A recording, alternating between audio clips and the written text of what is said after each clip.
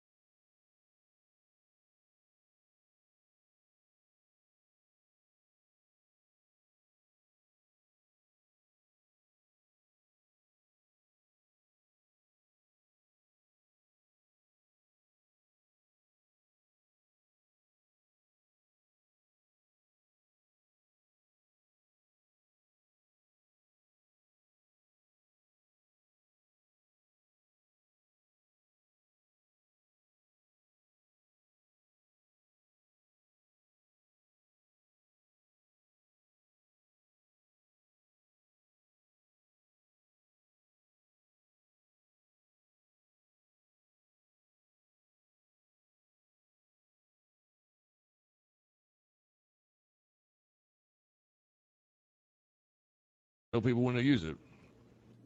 ID 4.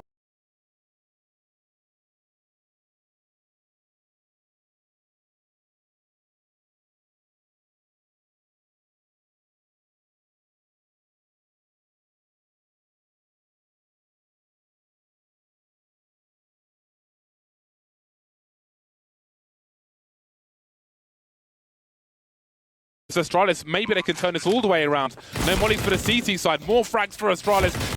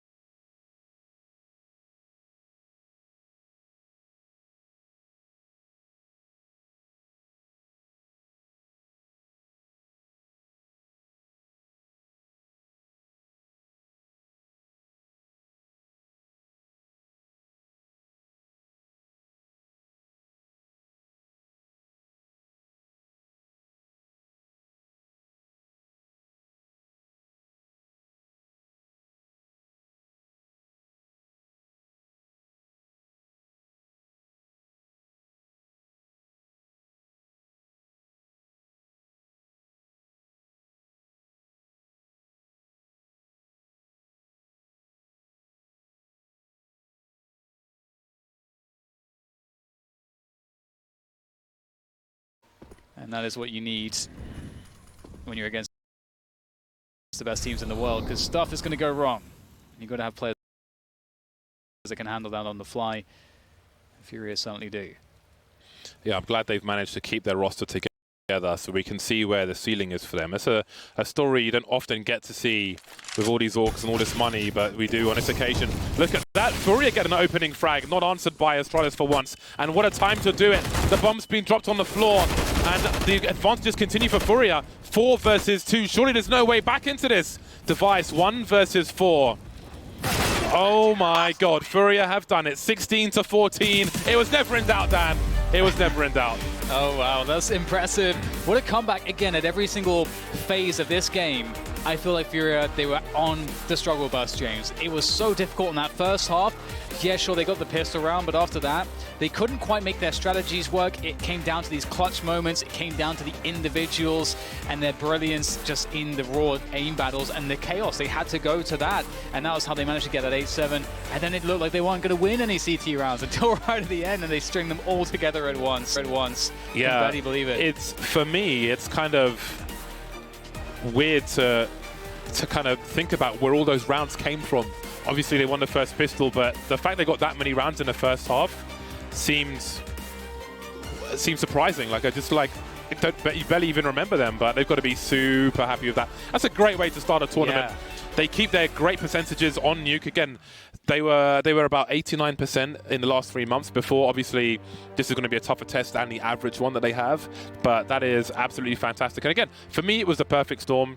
Obviously, it's an upset and they're an underdog, but I think that this is the best opportunity to take a Nuke away from Astralis with their momentum, their recent stats, the ring rust, the fact it's the best of one, and so on and so forth. But boy, was it a struggle. I think that's the hardest game I've seen one versus Astralis in a while, and I believe we have some mix with Art downstairs. Thank you very much, James. Congratulations, Art. That was obviously a very emotional win for you guys. You take down Astralis, the former #1 team in the world, but you do it on Nuke, which is obviously a notoriously good map for them. So this must be a huge boost of confidence for you guys. Yeah, it feels like we won a major in Astralis. It was amazing. Nuke is our best map, so we just feel confident on Nuke. And going up against Astralis, I know you just said that Nuke is your best map. Was there any extra preparation that you guys had to do knowing you're facing Astralis, or did you just decide to play your own game? No, we had no time for preparation because of the Dallas tournament. We just kind of play our game based on what they do and try to counter them, but at the end was mostly our game. When the score was 14-14 and your team had that clutch against Zipix, I could hear you guys yelling so loudly. What were you guys saying, if you don't mind me asking? I was just celebrating, saying, let's go, let's go. And I just hyped, yeah. For sure, and it's just a fantastic start for you guys here in London. Next up, it's going to be either NIP or NRG, but after taking down a team like Astralis, I feel like, does that make you a lot more comfortable moving forward? Doesn't matter the team we get, they're going to be hard. And even so we won Astralis, doesn't really matter to the next games. It's going to be the same, just our confidence is going to be high. Last question before I let you go. I know you just said you're coming off of Dallas, which was an amazing event for you guys. It put you guys on the radar for a lot of people who may not have known about you guys before. Coming out of that event, what are the biggest sort of things that you learned? I think the biggest thing is playing more calm the situations, play the situations better. Even so, we played Astralis, some situations we played very well, and I think that has really helped. Well, awesome to hear. Congratulations once again on that win over Astralis. We'll see you in just a bit, but for now, let's head back to Freya. Thank you so much for that, Sue. What a fantastic, unexpected performance from Freya there. You can see just how much it means to them in that interview. Good kickoff, Matt, Brad. That's what you want to see going down right there. Now, you and I obviously thought that Astralis were going to take that one. Yeah. But there was so much sloppiness in that game from both teams in several moments that it felt like that window, that door was open. And I thought, when you get that many rounds, you get 8 T rounds against Astralis. That's normally the T rounds that Astralis get on Nuke. So the fact that they did that, fantastic stuff from the Brazilians. Yeah, no, I mean, from start to finish. And again, Kesarada had an amazing game just from an individual point of view. But even though he's not going to be at the top of the stats, Art was probably the shining light for me on the side of Fury there, especially with his opping. Because, again, they put him in a position where it's like unorthodox style of opping. He's leading the charge in a lot of ways. And it doesn't even matter if it's like awkward angles or something. He'll face door, first man in, like, all kinds of awkward angles. It just seems to be like second nature to him. The in-game leader doing that, right? He had the most first kills in the entire game. Yeah. And there was one point where he was like 5 for 5 in terms of opening success rate. So it's like it's either paying off or it's working against the team. But there were some situations there that I think both teams, they did struggle on. It was a weird game in certain rounds. There was some odd timing, some weird pushes. And I think in that first half that the Fury did what they needed to do. They rattled that of Astralis to get that many T rounds. It's a fantastic sign, and I'm looking forward to see if they can continue that, because they have a chance now just to go straight through and go get the highest seed in this group. Well, definitely. I mean, we're going to see them in the best of 3 later against either NIP or NRG. But just pick up on what you were saying about Art. Obviously, Kesarato tops the leaderboard, 29 frags. Art down there, 21. Then go down to Able J, 18. Like, they were all, I mean, Keserato obviously coming out ahead of everybody, but they're all just performing incredibly well. Everybody's shipping out at the right times, right? Yeah. I mean, whenever Astralis wanted to go towards that inner bomb site, Vinny would be good for one, at the very least, to kind of stem the tide of that quick push through through Squeaky. If they were able to go downstairs, Art would be posted up with the op. I mean, Yuri, even though we were fairly quiet, he would come in like with, you know, exact and right amount of backup, I guess, in certain situations to really just help Fury stabilize. And I think that's what really, well, gave them the edge towards the end of it. On the side of Astralis, this was a bit of a kick in the privates, if I'm going to be honest. And I mean, it's I'm not trying to take anything away from Furia, but I think it's one of the worst nuke games I've ever seen Astralis play. From 31-0 to 0-2.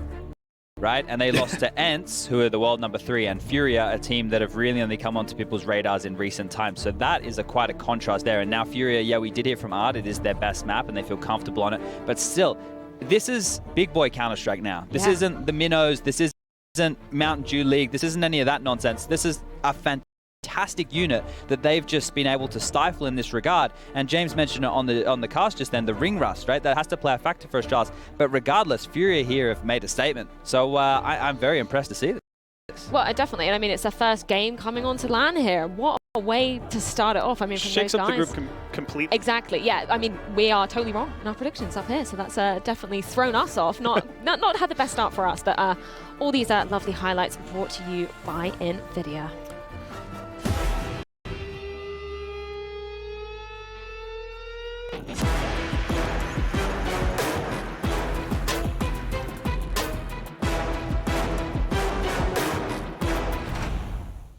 We've got so much to talk about from that last game. I mean, there's just so many rounds there that are coming up, and you guys were saying it was sloppy, right? From both sides. Yeah.